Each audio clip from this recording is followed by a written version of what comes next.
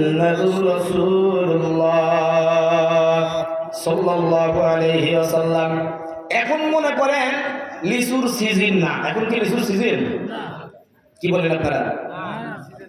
এখন যদি 1000 লিচু দুর্গাপুর বাজারে উঠায়, সিজনে 500 টাকা শ বা 300 টাকা শ। এখন কি 300 টাকা শ পাবেন? কত হবে? 5000, 10000। যারা বড় লোক বলবে 20000 নিলেও নেও, তাও এই টাটকা লিচুগুলো দাও, বলবে না? কি বলেন, বলবে না? আম এখন তো প্রায় সারা বছরই পাওয়া যায়, কিন্তু আমাদের উত্তরবঙ্গে আমের সিজন যখন জ্যৈষ্ঠ মাস, এই জ্যৈষ্ঠ মাসে আম 10 টাকা, 12 টাকা, 15 টাকা কেজি। এখন সাহেব বাজারে আম পাওয়া যাচ্ছে 350 টাকা, 400 টাকা কেজি। দাম বেশি না কম? বেশি না কম? বেশি। সাহাবায়ে কেরামরা যে যুগে ছিলেন, সাহাবায়ে কেরামদের ঈমানের ভিতরে যদি 10% কমতি হয়েছে, এই সমস্ত সাহাবায়ে কেরামদের নাজাত পাওয়া মুশকিল। এই জন্য সাহাবায়ে কেরামদের ঈমানের ভিতরে 100-এ 100 ছিল। সকল সাহাবারা ওনারা জান্নাতি। সকল সাহাবারা কি জান্নাতি? ওনাদের 1%ও কম নাই। যদি 10% কম থাকতো তাহলে সাহাবায়ে কেরামরা মাপ পাওয়া কঠিন হয়ে যেত। এই জন্য 100-এ 100 ওনাদের ভিতরে। কিন্তু এমন একটা জামানা আসবে, আল্লাহর নবী বলেন, আমার উম্মতের মধ্যে শুধুমাত্র যদি 1% ঈমান থাকে তাও সে জান্নাতে যাবে। সেই জামানাটা এখন চলে আসছে।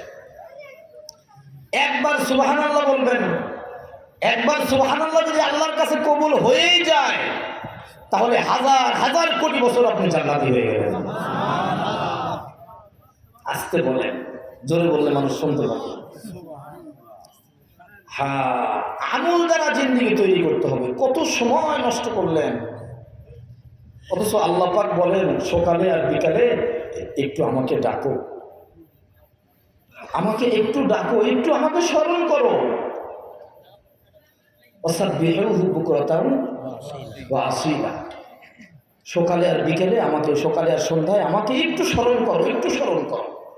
অন্য জায়গায় আসছে আমানু যিকুরুল্লাহ যিকরান কাসীরা, বেশি বেশি করে জিকির করো, বেশি বেশি করে জিকির করো। ভাইরা আমার, বলতেছিলাম হযরত বিলাল রাদিয়াল্লাহু তাআলা আনহু কে আল্লাহর নবী ডাকতে বলেন, ওয়াল্লাযীনা তাকাউ ফাওকাহুম ইয়াওমাল কিয়ামা। আমাকে যখন রব্বে কারীম বলবেন, হাবিব আমার মাথা উঠান, মাথা উঠান। আল্লাহর নবী বলেন, ওগো রব্বে কারীম, মাথা উঠাতে পারি, আপনি বলেন আমি যা চাবো আপনি দিবেন কিনা? আল্লাহ বলেন, হ্যাঁ আমি রাজি। আল্লাহর নবী বলেন, আমি আমার উম্মতের জন্য মাপ চাই। আল্লাহু আকবার। আল্লাহ পাক বলেন, ওয়ালা সাউফা ইউতিকা রাব্বুকা ফাতারদা। হাবিব আমার, আপনার উম্মত ততক্ষণ পর্যন্ত মাফ আমি করতেই থাকবো যতক্ষণ পর্যন্ত আপনি সন্তুষ্ট না হবে। আল্লাহ নবী বলেন, বেলাল রে, আমি আমার একটা উম্মত জাহান্নামে যেতে দিতে চাই না। তবে ভাইরা আমার, এখানে কিছু কথা আছে, আপনি বলতে পারেন যে হুজুর আমি তো শেষ জামানার নবীর উম্মত, তাহলে তো আমার জাহান্নামে যাওয়ার কোনো কায়দা নাই। জাহান্নামে যদি আপনি এই দৃষ্টিকোণ থেকে যদি আপনি বাঁচতে চান, তাহলে একটা হাদিস আপনি নিয়ে যান পকেটে করে। আল্লাহর নবী বলেন, মান তারাকাস সালাত মুতাআম্মিদান ফাহুয়া কাফিরুন। যে ব্যক্তি ইচ্ছাকৃতভাবে এক ওয়াক্ত নামাজ ছেড়ে দেয়, সে কুফরি করলো, বরং কাফের হয়ে যায়। সমাজের মধ্যে এমন লোক অনেক আছে বাবা, এমন কথা বুকে থাবা দিয়ে বলি অনেক সময়, নামাজ না পড়তে বলে ঈমান আছে, নাউজুবিল্লাহ বলে থাবা এমন ভাবে দেয় মনে হয় যে ঈমানের টাটকা আওয়াজ ওখান থেকে আওয়াজ আসতেছে। বলে কি বলে না? জোরে বলেন, বলে কি বলে না? উম্মত বলে পরিচয় দিতে চাইলে নামাজ পড়া দরকার আছে না নাই? আরো জোরে বলেন আছে না নাই?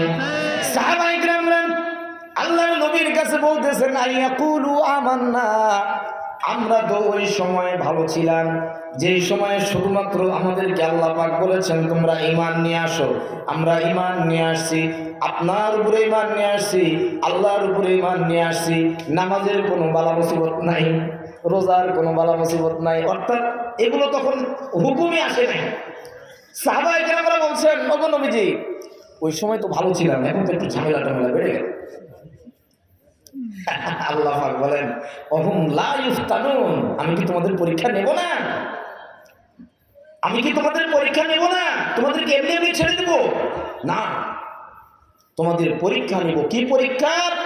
আইয়ুকুম আহসানু আমালা, যে তোমাদেরকে আমি দুনিয়াতে পাঠাইছি তোমাদের জিন্দেগিটা আমল দ্বারা সাজানোর জন্য। এই আমলটা দেখব কার কত ভালো হয়। আর আমাদের তো জীবন এমন হয়েছে আমল ছাড়া যার জীবন যত ফাঁকা হয়।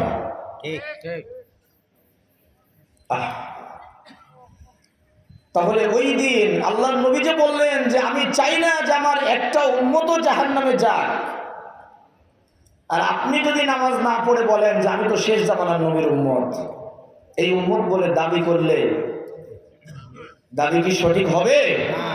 সঠিক হবে?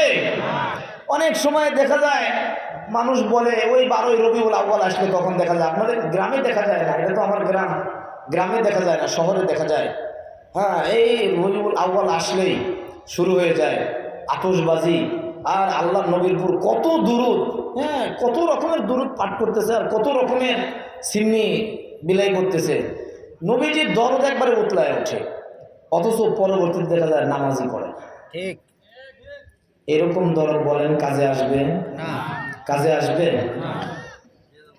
তাহলে একটা কথা বলে আমি সামনের দিকে যাই, আমার সময় আর বেশি নেই, 20 মিনিট কর্তৃপক্ষ যে সময় দিয়েছে আমি আশা করবো ইনশাআল্লাহ সময়ের মধ্যে শেষ করবো ইনশাআল্লাহ। মনে করেন আপনার স্ত্রী আপনাকে খুব ভালোবাসে, আপনাকে খুব ভালোবাসে, আপনি বাসায় আসছেন, এখন দেখছেন স্ত্রী জায়নামাজে বসে খালি মনে মনে বলছে স্বামী আমার তোমাকে খুব ভালোবাসি, খুব মহব্বত করি, কখন তোমাকে পাবো, কখন তুমি আসবা।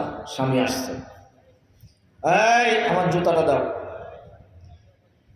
স্বামীর কথার কোনো তওয়াক্কা নাই, ওই আগের কথাই বলতেছে স্বামী আমার খুব মহব্বত করি, কখন তোমাকে পাবো।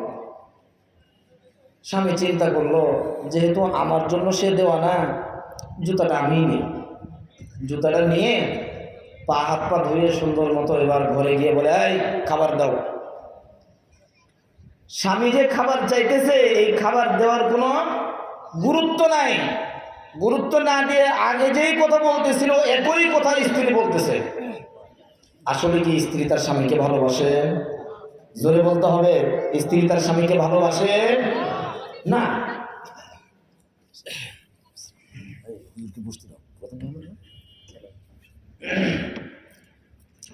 স্ত্রী তার স্বামীকে ভালোবাসে না। স্বামী এবার চিন্তা করলো খাবারও দিচ্ছে না, যেহেতু আমার জন্য সে দেওয়ানা হয়ে আছে, তাহলে থাক আমি একা একাই খাবারটা খেয়ে নিই। একা একাই খাবার খেয়েছে, খাবার খাওয়ার পর এখন বিছানায় গিয়েছে স্বামী, স্ত্রীকে ডাকতেছে ওই বিছানায় আয়। এখন স্ত্রী ওই যায় নামাজে বসে বসে ওই একই গান, স্বামী তোমাকে কখন পাবো, মনটা খুব উতলা হয়ে আছে। রাত 1টা পার হয়ে গিয়েছে। স্বামী এবার খেয়ে গিয়ে বলছে যে তার স্ত্রীর চুলের মুঠি ধরে বলে তোর ভালোবাসা আজকে ছুপে গেছি। বাবারা আমার নামাজ পড়বেন না, আল্লাহ পাক বলবেন গোলাম নামাজ আদায় করো, যাকাত দাও, রমজান মাসে রোজা রাখো, আমার হাবিবকে ভালোবাসো, আমার কোরআনকে মহব্বত করো।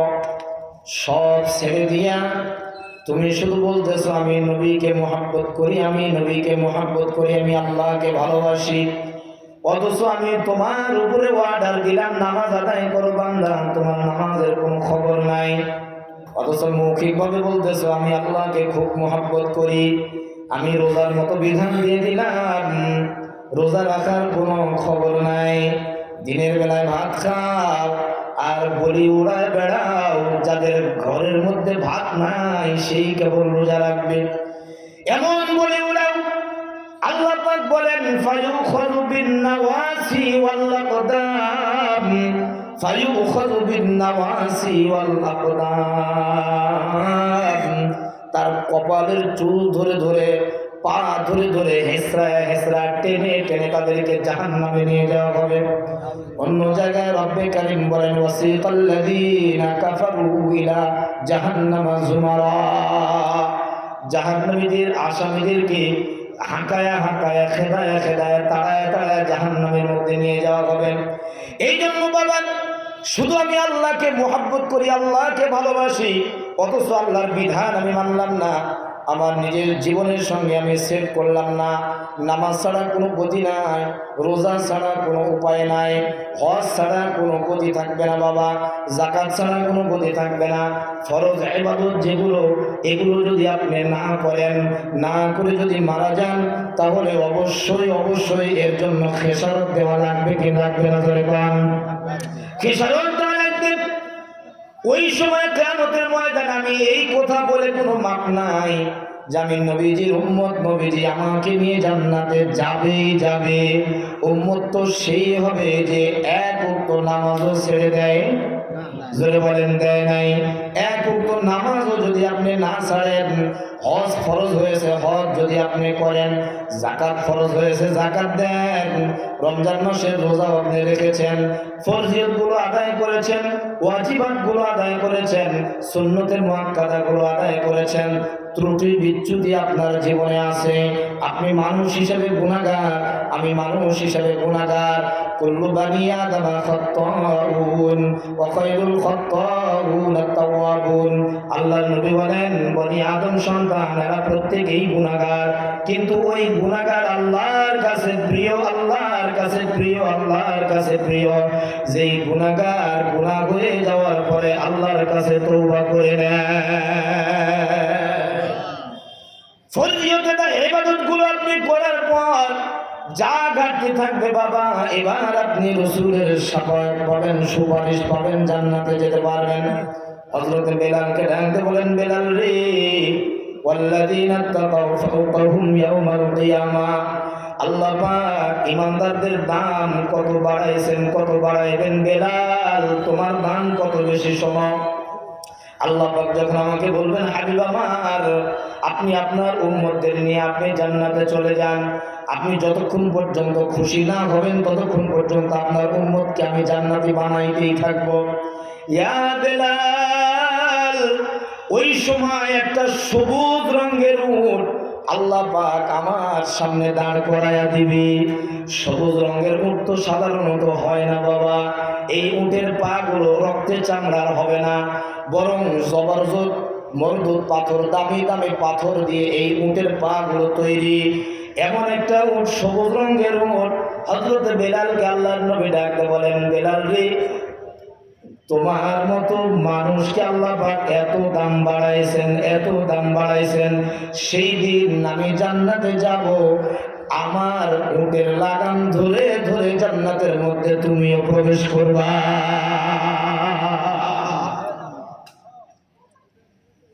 ভাইরা আমার বলতেছিলাম